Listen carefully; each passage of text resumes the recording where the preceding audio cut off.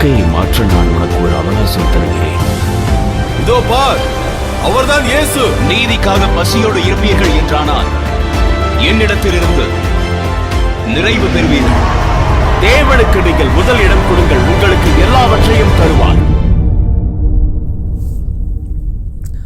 ஆண்டவராகிய இயேசு கிறிஸ்துவின் இனிதான நாமத்தினாலே அற்புதமான மார்ச் மாதம் 6ஆம் தேதி புதன்கிழமை உங்கள் ஒவ்வொருவரையும் வாழ்த்துகின்றோம்.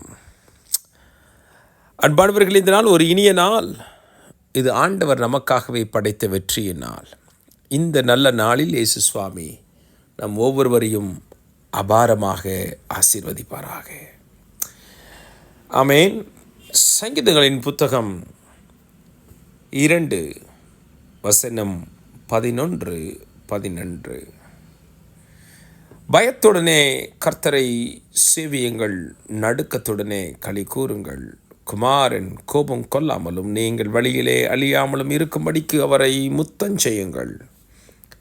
கொஞ்ச காலத்தில் அவருடைய கோபம் பற்றி எறியும், அவரை அண்டிக் கொள்கிற யாவரும் பாக்கியவான்கள்.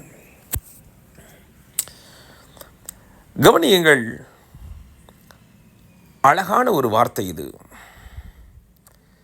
பயத்துடனே கர்த்தரை சேவியுங்கள், நடுக்கத்துடனே களி கூறுங்கள்.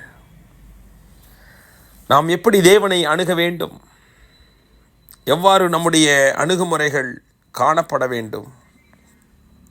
நிச்சயமாக அது பயத்துடனே கூடிய அணுகுமுறையாக இருக்க வேண்டும், நடுக்கத்துடனே கூடிய அணுகுமுறையாக இருக்க வேண்டும். குமாரன் கோபம் கொள்ளாமலும் நீங்கள் வழியில் அழியாமலும் இருக்கும்படிக்கு அவரை முத்தம் செய்யுங்கள். கொஞ்ச காலத்திலே அவருடைய கோபம் பற்றி எரியும், அவரை அண்டிக் கொள்கிற யாவரும் பாக்கியவான்கள்.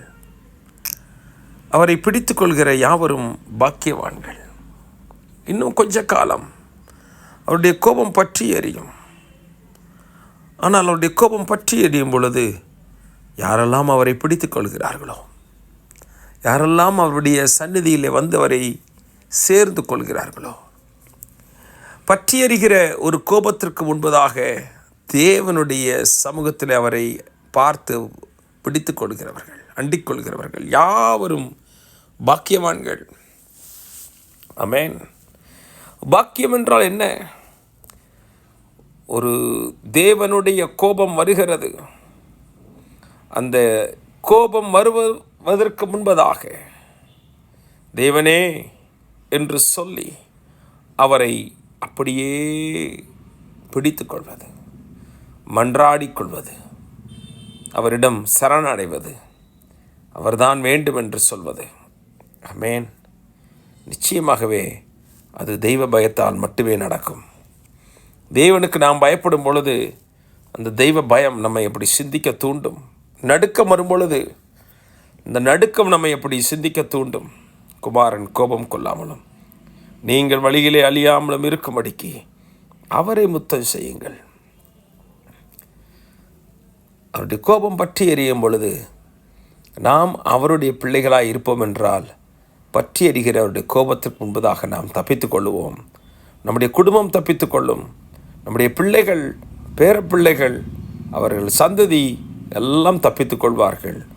யாரெல்லாம் தப்பித்து கொள்ள விரும்புகிறீர்களோ ஒரே வழி இயேசுவாகிய குமாரனிடத்தில் வாருங்கள், அவர் உங்களை ஆசீர்வதிப்பார். ஆமென்.